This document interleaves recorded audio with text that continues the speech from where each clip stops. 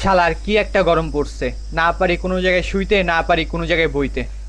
যে জায়গাতেই বই মনে হয় কোনো একটা ডিম তাওয়ার মধ্যে পড়ছে। ইস, পাছাতে একদম সেরত করে ওঠে। না শালার এই গরমে আর বিয়ে না করে থাকতে পারতাছি না। সবাই তো শ্বশুর বাড়ি থেকে বাইক নেয়, আমি না একটা এসি নিলাম।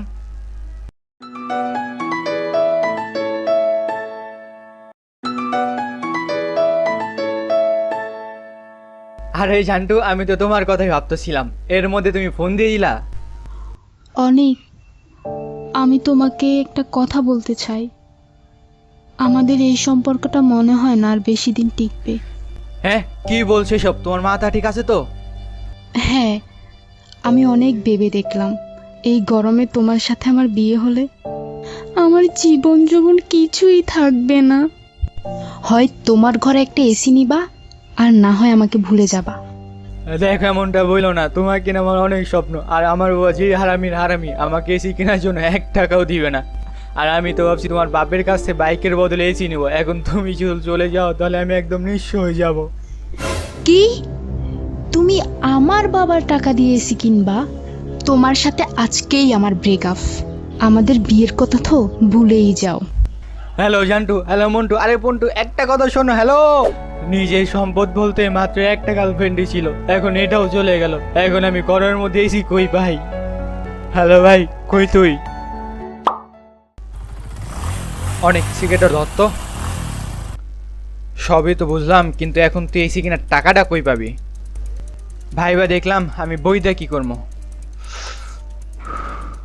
সব তো চার শুকুর কাছে দেখা লিখি। তাই আমার কিছু বই বিক্রি করে দিছি, তার কিছু টাকা, আর আমার বাপ যেই হারামির হারামি তার কাছ থেকে চাইলে 1 টাকাও দিত না, তাই তার 2টা প্যান্ট আর একটা শার্ট বিক্রি করে দিছি। তোর বাপে জ্যাঙ্গেরাও বিক্রি করতে পারলি না কেন ভাই? এই টাকা হইব না? মাদার চোত।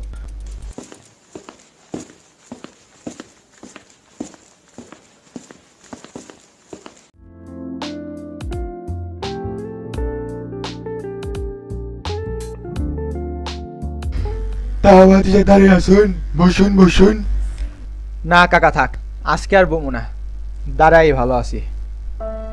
এই গরমে বাইক চালাবো কষ্ট আর কেউ বুঝলো না।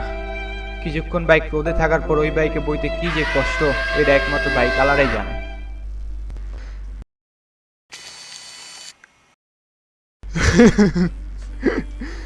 ভাতিজার মনে হয় পিছনেরটা সব সামনের দুটা সিদ্ধ হয়ে গেছে। তা ভাতিজা এসি কিনতে আইসুন। হ কাকা, এত গরমের মধ্যে না পারে আপনার কাছে আইছি, একটা ভালো এসি দেখান তো। ভাতিজা এইটা দেখুন, একবারে খাঁটি মাল, কাম ফর আমেরিকা।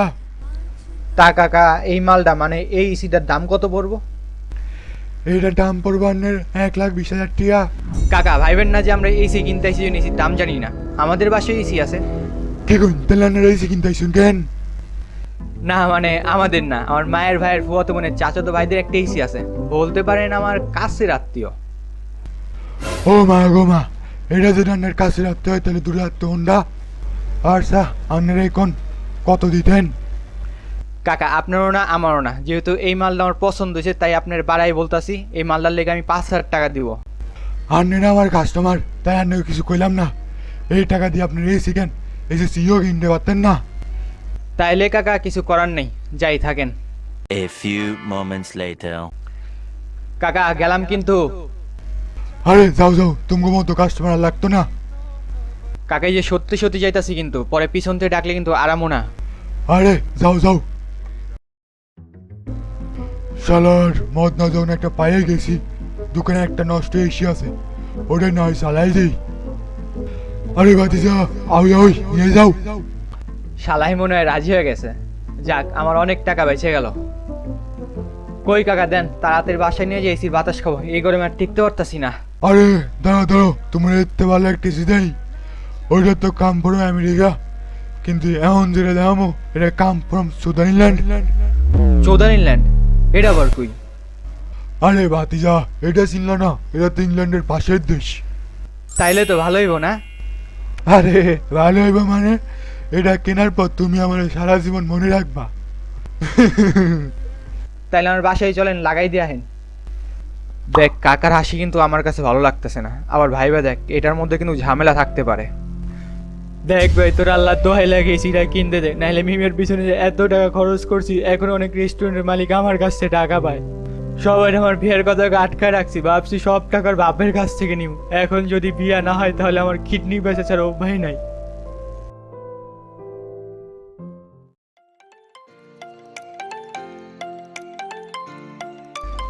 ভাতিজা এই যে লাগাই দিলাম, তাড়াতাড়ি টাকাটা দাও। কাকাকে চেক করে নি, দেখি কত ঠান্ডা বাতাস বের হয়। ভাতিজা আমার এক জবান, আমি তোমার কইছি না এসি ইউজ করবো সারা জীবনে, মানে মনে রাখবা। আরে তাড়াতাড়ি টাকাটা দাও, আমার আরো অনেক কাজ আছে। এই লন, আপনার 500 টাকা বাড়াই দিলাম। আচ্ছা ভাতিজা আসি, বেঁচে থাকলে দেখা হইব। বাইচে থাকলে দেখা হইব মানে? থাকগা, আমার কি বল, আগে এসি কিনছি, এসিটা অন্ত করি। হ্যালো ঝান্টু। তুমি আবার ফোন দিছো কেন? তোমার কি লজ্জা শরম নাই? আর আগে কথা তো শুনবা, আমি না এসি কিনে ফেলছি। কি বলো, সত্যি? কেমন, আমাকে একটু দেখাও না। আর কত দিয়ে কিনলে একটু বলো না। দেখাবো দেখাবো, একটু সবুর তো করো। এই এসিটা বুঝছো, দোকানদারের আদা জল খায় মাত্র 5,000 টাকা দিয়ে কিনছি। কি, 5,000 টাকা দিয়ে? আমার বিশ্বাস হচ্ছে না। মানুষ বোকা হলেও এত বোকা না। আচ্ছা, তোমার ওখান থেকে কিসের শব্দ আসতেছে? ওইটা, আরে ওইটা তো এসি শব্দ, নতুন এসি তো এমন শব্দ হবেই। কিন্তু আমি জানতাম এসির কোনো শব্দ হয় না। কি ভাতিজা কইছিলাম না সারা জীবন মনে রাখবা। তো বস, আজকে ভিডিও এই পর্যন্তই। তোমাদের এই ভিডিওটা কেমন লাগলো অবশ্যই কমেন্টে বলবে। আর এই ভিডিওটার কাজ আমি অনেক আগে থেকে শুরু করছিলাম, যখন তোমার 40 থেকে 42 ডিগ্রি তাপমাত্রা ছিল তখন থেকে। আর এখন বাইরে দেখা যাচ্ছে যে বৃষ্টি পড়তেছে। আর ভাই এই ভিডিওর ভয়েস দিতে আমি যেই প্যারার মধ্যে পড়ছি, মানে বলার মতো না। একে তো বাইরে 42 ডিগ্রি তাপমাত্রা, আর রুমের মধ্যে আমি 2টা ফ্যান বন্ধ করে মানে ভয়েস দিতেছি, মানে বুঝতে পারতেছো কোন কোন জায়গাতে আমার পানি বেরিয়েছে তখন। আর আমার পরের ভিডিওর গল্পগুলো কিছুটা অন্যরকম হবে, আশা করি তোমাদের ভালো লাগবে। আর যারা এখন আমাদের চ্যানেলটিকে সাবস্ক্রাইব করো নাই ভাই, তোমগো বিচে আমি ওই ভিডিওটাই লক করবো, এটা আমার গ্যারান্টি।